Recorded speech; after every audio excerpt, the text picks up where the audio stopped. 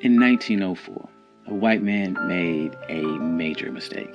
He stepped off the train in the Mississippi Delta and started causing a scene, a ruckus, shoving, acting like he owned the place. In any other town in the South, if a black man touched him, it was a death sentence. The rules were very simple.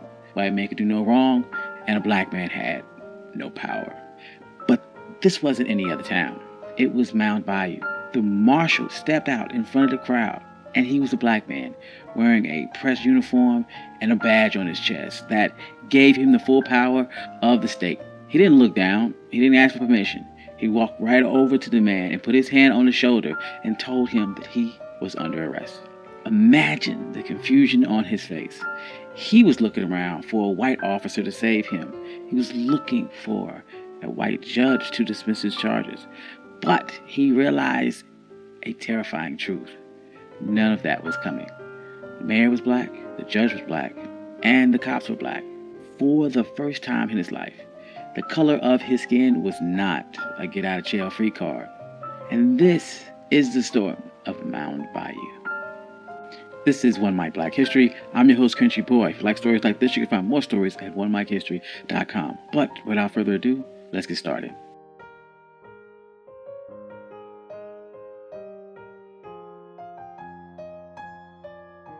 This wasn't a fantasy. It wasn't a movie. This was a real place, a black fortress in the middle of one of the most racist states in America. A place where Jim Crow had absolutely no jurisdiction. People love to talk about towns that were burned, and you know some of the names: Tulsa, Rosewood, Wilmington, North Carolina. We share the pictures of the smoke and the ruins because it fits the story that we've been taught that everything we've ever built, they destroyed it. But that doesn't tell the complete story. There was a town that they couldn't burn. A town that stood for nearly a century as a living, breathing proof that black people did not need immigration to survive. All they needed was infrastructure. This is the story of Mound Bayou, Mississippi. And if you ever wondered what it looked like when a community stops asking for permission, this is your blueprint. So, to understand how a place like this could even exist, you have to go back to a bit of a paradox. You have to go back to a plantation called Davis Bend. Decades before the Civil War, there was a plantation owned by Joseph Davis, the older brother of Jefferson Davis, the president of the Confederacy. But Joseph Davis was different. He was a utopian socialist. He believed that if you gave enslaved people enough autonomy, they could produce more. So he set up a system that looked less like a labor camp and more like a twisted experiment on self-governance. Enslaved people had their own court system with their own judges and juries to settle disputes. They were trained to be managers. They learned how to keep complex ledgers, how to negotiate contracts with steamboat captains, and how to run a massive agricultural enterprise. Growing up in this system was a young man by the name of Isaiah T. Montgomery. He was more than just a laborer. He was a secretary. He was in the room where deals were being made. He saw the paperwork, and he learned the hidden language of capitalism. When the Civil War ended, Isaiah looked around at the chaos of Reconstruction and saw the violence rising. He saw the Ku Klux Klan forming, and he realized something profound. Integration was a trap. As long as black people lived under white jurisdiction, they would never truly be free. He didn't want to fight for a seat at the table. He was trying to build his own damn house. He knew that he couldn't just take the land.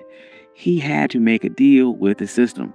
So in 1887, he found a surveyor's map and pointed to a spot in the Yazoo Delta, a place that no one wanted. It was about 840 acres of nightmare.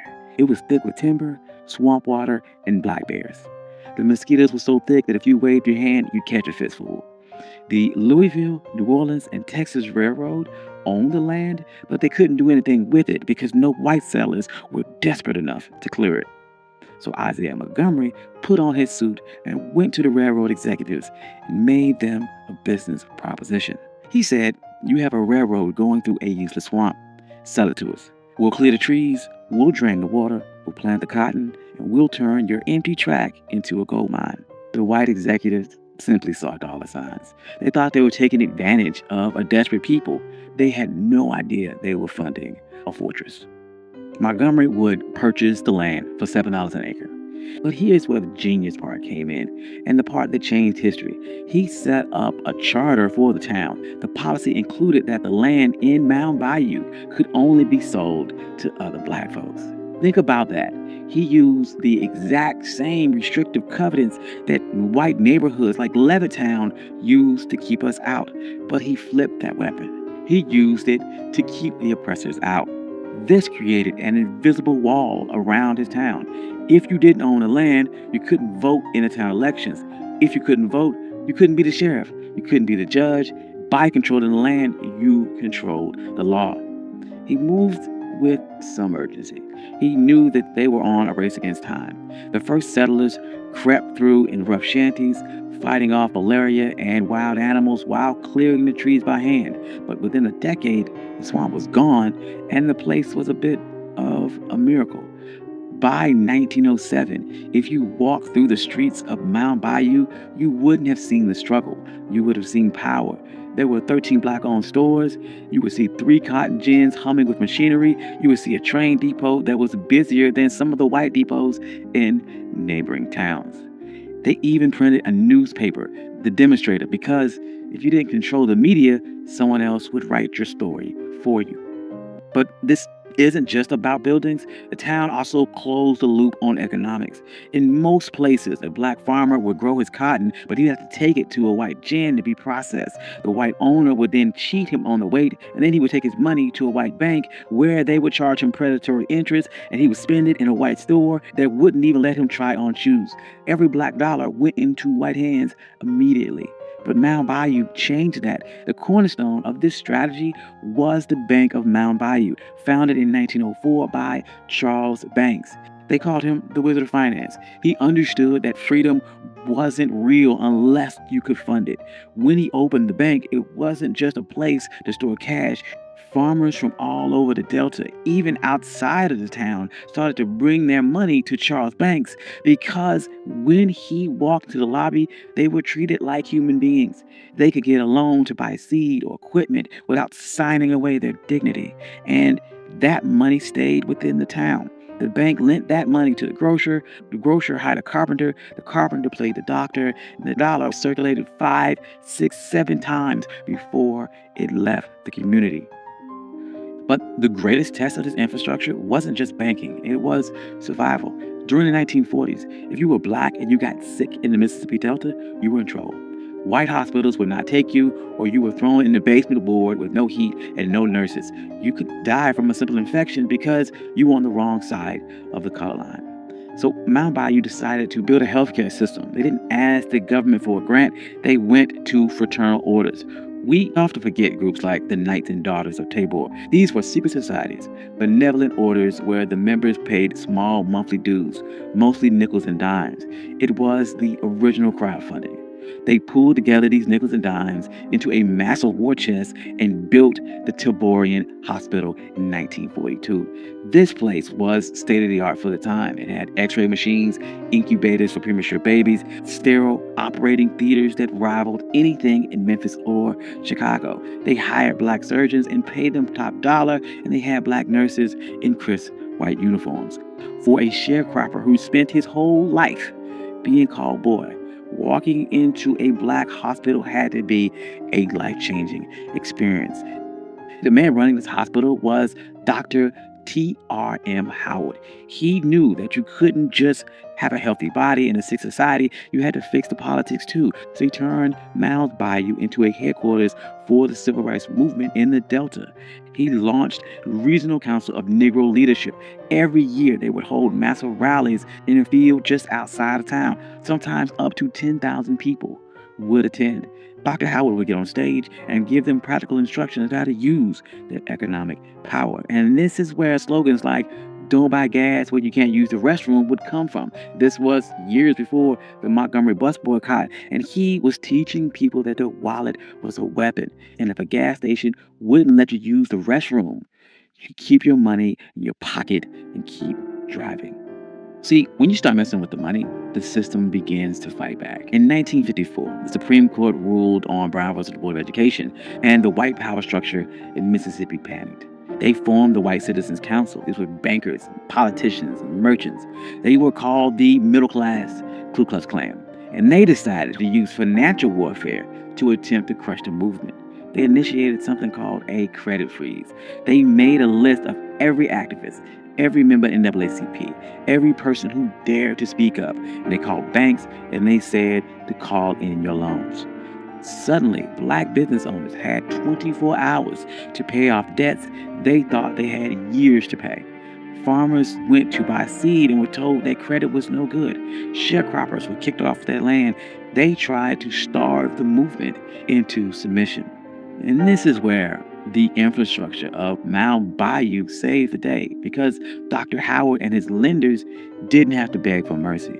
They could look at the map and they organized what they called an anti-freeze fund. They reached out to the Tri-State Bank of Memphis and other black-owned institutions, and they moved massive amount of capital into the Delta.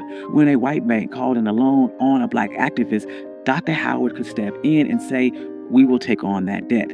They would pay off the white bank and refinance the loan for the black institution. This kept storekeepers stocked, this kept mortgages current, and this kept black trucks moving.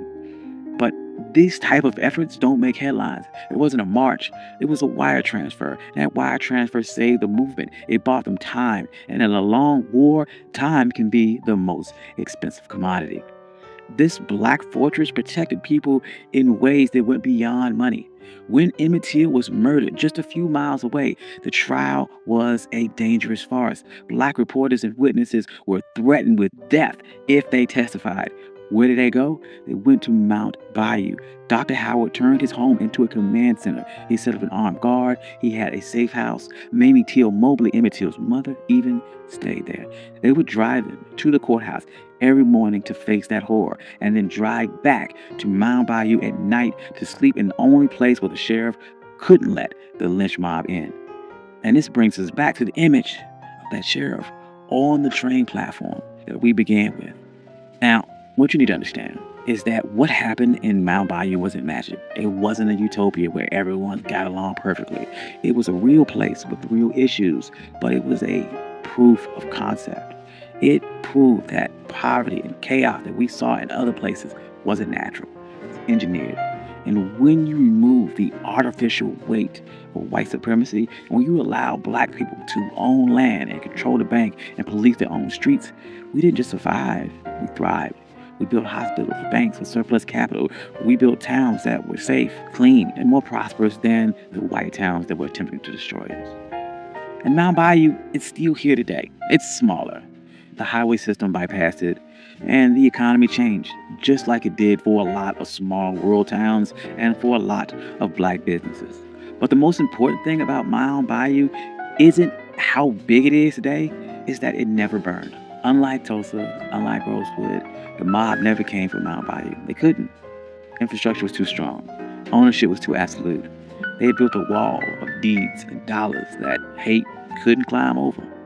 So the next time that someone talks about trauma porn and that it's just an endless cycle of us building and destroying, you can tell them about the black town that was built in the swamp. Tell them about the sheriff who arrested a white man. Tell them about the bank who fought a credit freeze and won. And tell them that we didn't just survive the system. When we wanted to, we built a better one.